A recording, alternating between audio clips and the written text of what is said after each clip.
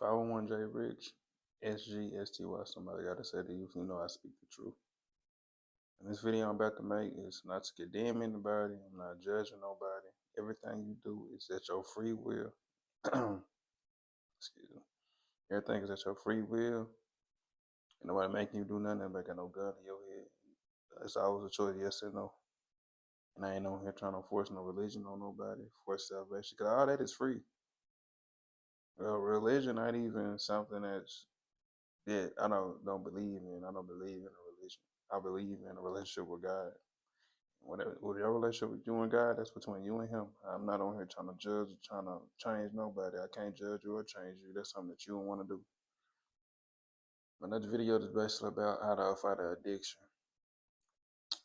And most people fight an addiction is but to me be drugs, alcohol, whatever it may be. Everybody got different type of addictions. Everybody don't got the same addictions. Some people might pop pills. Some people might drink. Some people might smoke. Some people might just be on their phone a lot. Some people just do a lot of stuff that's just called an addiction, and they trying to break away from that. But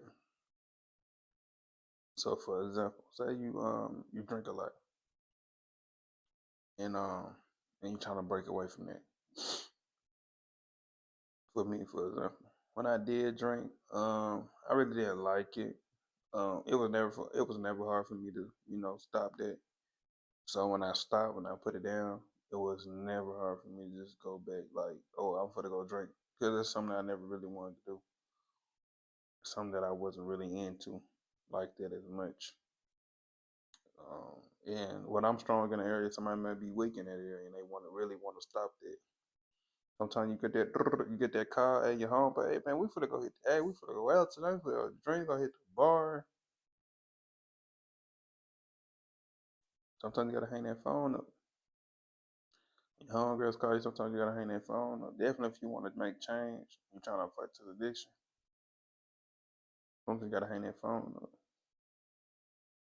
You gotta distance yourself from that. You gotta cut that off, because I'm not saying cut the people off, because you can still love people, still show people, still go around your people and love them, and still do all the things you want to do. But if you're trying to stop that, you gotta learn how to cut that off and just pull away from that. Because as long as you keep going around that and doing the same thing, you ain't gonna never change like you really want to change. And I know some people that smoke. They say, I ain't never heard that condemn nobody, because I used to smoke too. But that's why when I put it down, I was like, just, I said, enough is enough. Like, actually, when I put it down, I was like, I ain't gonna do this no more.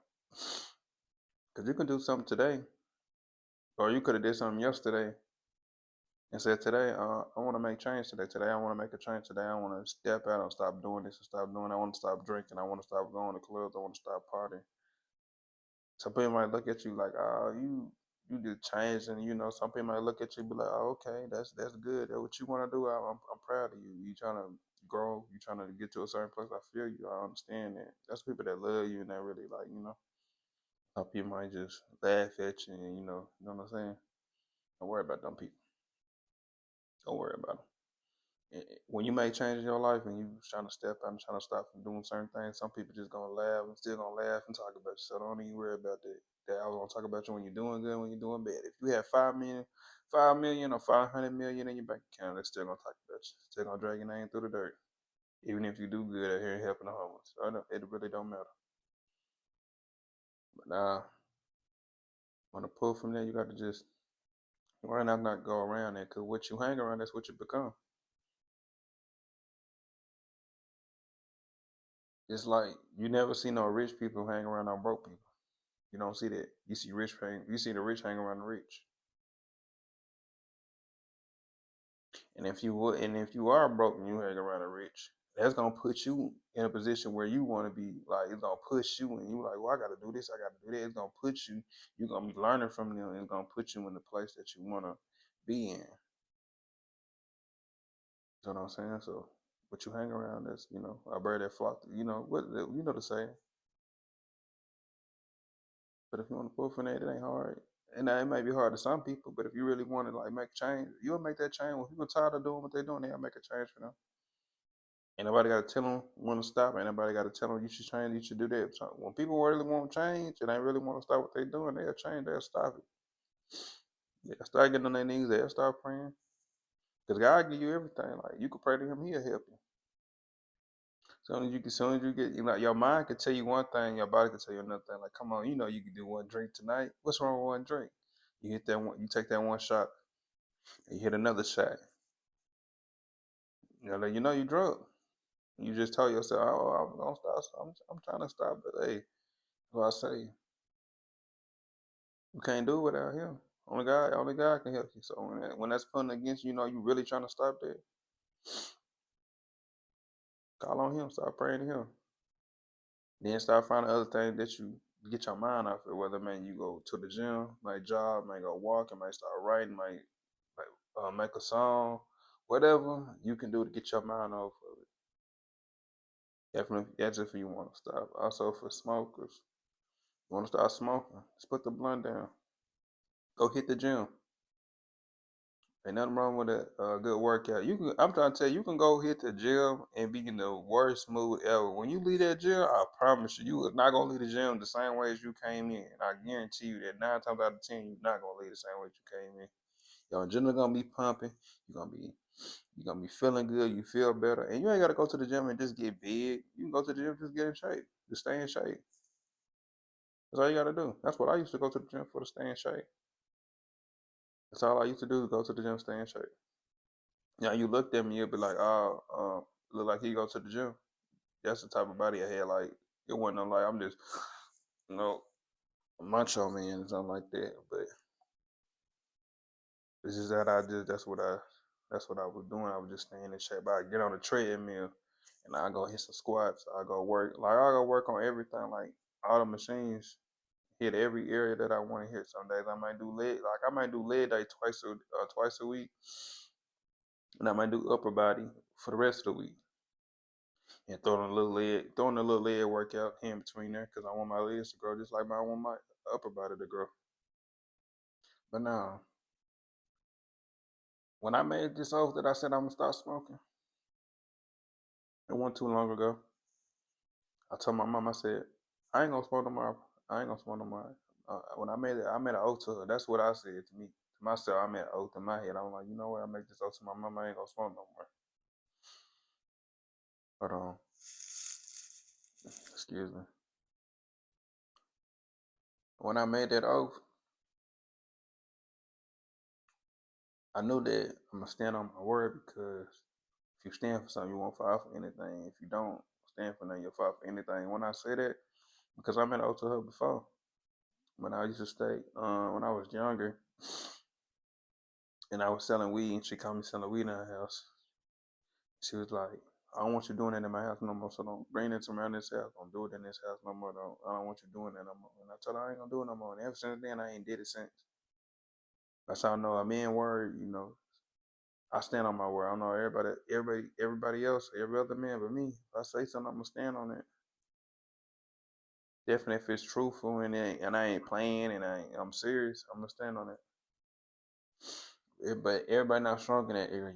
Some people can't put the bottle down. Some people can't put the blunt down. Some people really dealing with mental problems, dealing with emotional, physical, or spiritual problems. They really dealing with trauma that they can't heal from. But the only way you can heal from that type of trauma, heartbreaks, trauma in your past, is you have to really. You don't need a really. Some people need a therapist, but I feel like you go to God. God to help. He know you better. He know you like the back of your hand. He the only person know how many hair strings you got on your head. He the only person. So whatever you dealing with, just go to him.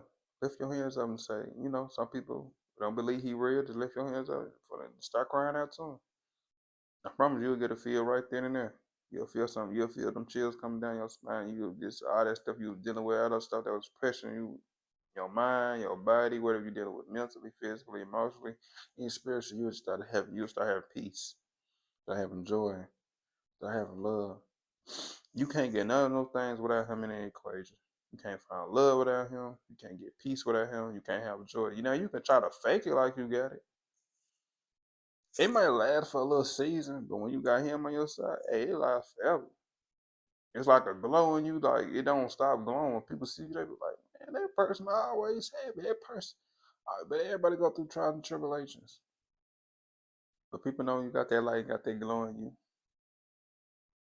But also, what I'm saying is, in order to heal from what you're going through and to fight the addiction that you're going through, sometimes you gotta pull yourself away from it. You gotta learn how to just stop going to certain places. Stop. I ain't going to the bar tonight. I ain't going to the club tonight. I ain't drinking tonight. Tonight I'm just gonna stay in. I'm working on me tonight. I'm figuring out my purpose, what I want to do in life. Same thing go for the smoker. The same thing. You want to put that blunt, just put the blunt out. And it be hard. And I promise you, I'm not lying to you. Like I used to love smoking. Like I used to love to just to get high. I used to love to get high. And ain't nothing like I'm telling you, it's like the feeling that you get, like the munchies, the laughs, like you just be laughing and then you know what I'm saying. But God can give you all that, the laughs, how the food taste. You can do all that with God too. I'm not over here just forcing it with God. Oh, he trying to force religion. He trying to force us to get right with God. Now you gonna do what you want to do. But I'm just saying, from my experience, from my experiences, now it'd be hard like you. That is a different type of feeling. I know. I used to do it. I used to do it. So what I'm saying is, you put that blunt down, you want to make changes. Yeah, it's gonna be hard. It's many times that I said I'm gonna start smoking and went back. I went a whole year without smoking. Went right back to smoking. I went 6 months without smoking. Right back. Went 8 months without smoking. Right back. Went 2 months without smoking. Right back. So it's gonna be hard. The only way you can get through that if pray to Him or you find things that you pray to Him and you start to find other things that can get your mind off. And whether it may be going to the gym, jogging, walking, writing. I don't know what people love to do, so you got to find out what you love to do. Got to find out that's something that you love to do. Only way you can heal from all that trauma that you're going through, you ain't stable, you ain't perfect. Only way you're gonna get through all that when you put out there, when you put the blood down, when you put that bottle down. And then when people are like, oh, he just judging, he condemning us, he trying to make it seem like he perfect and he changed his way, and he trying to just go against people. No, I'm just saying, if you go out there, and I'm not saying, and I promise you, I'm not speaking against homeless people because every time like I didn't get homeless people food, I didn't get them bottled waters before. Like I didn't did this like with the camera on. So like without the camera on and just me in a car, and I'm driving around. If I had some water in my car, I promise you I'd get them some water. If I had some crackers in my car, some food in my car, I'd get them. I remember, I'll never forget. I gave somebody some Popeyes before. He came. I said, I let down the window. I said, "Hey, come here." I said, "You hungry?" He said, "Yeah." I said, "All right." I got a napkin. I gave him a piece of chicken. I think I gave him like breast or something. He said, "Thank you, thank you." And I said, "Nah, you good, man. You look like you was hungry." So I gave it to him. And did it before. I didn't worked at my job and gave some homeless people some food before. When I used to work at Sonic. So it's different thing. I didn't buy homeless people like walking to like going to the gas station. I didn't see homeless people that they like, hey man, can you think you give me a bag to give me something to drink? Yeah. That's this is who I am. This off the camera. This ain't just no act who I am. But now this what I'm basically for to say about the homeless people is if you talk to any person that's homeless, you ask them, how did you get here? 9 times out of 10, I promise you and I guarantee you. Now some people really want to be out there, but 9 times out of 10, I'm gonna say 7 out of 10. Cause some people really want to be out there. They don't care. I didn't met some of those people. Um, told me one time, he told me I was walking to Walmart one time, he told me, can you give me some green alcohol for toothpaste? I said, yeah, I got you. So yeah, I got you. He an older dude. I'm like, yeah, I got you. I'm going here to go chop anyway. So I'm like, yeah, I got you. And then when I came out with the groceries and I gave him his stuff, I'm like, hold on. I said, hold on, let me go through my groceries. Let me get you your bag. And I gave him his bag. He said, "What a receipt?" I said, "A receipt for what?" He said, so I could. He said, I said, "What you need a receipt for?" And I'm already a person. Like, if you ask me a question, I'm already like dissecting that question that you gave me, and I'm already knowing why you asked me that question, why you asked me that certain question, why you looking for a certain answer. You know what I'm saying? I'm that type of person. I can already know before you tell me. And he got it when he asked for the receipt. I kind of like be like that, cause I'm like, well, I said, "What you need a receipt for?" And he was like, "Oh." Um, he couldn't tell me. I said, "If you don't want to, just give it back." He said, "Nah, man, it's okay, it's okay." And he just stood right there, and that like really upsetting me because I'm like, you asked me to help you, and I helped you. And another person, man, gave him $5. Never forget that I was young. Was I still in high school? I wasn't in high school yet. I was out of high school, I think. I think I was. No, I think I was still going to school with my brother. I think I was still going to school with my little brother. And I got a man $5, and after I crossed the street, he didn't know that I could see him because where I was walking, I could still see like across the street. And I see him getting. He said, my brother tapped me like, "Hey,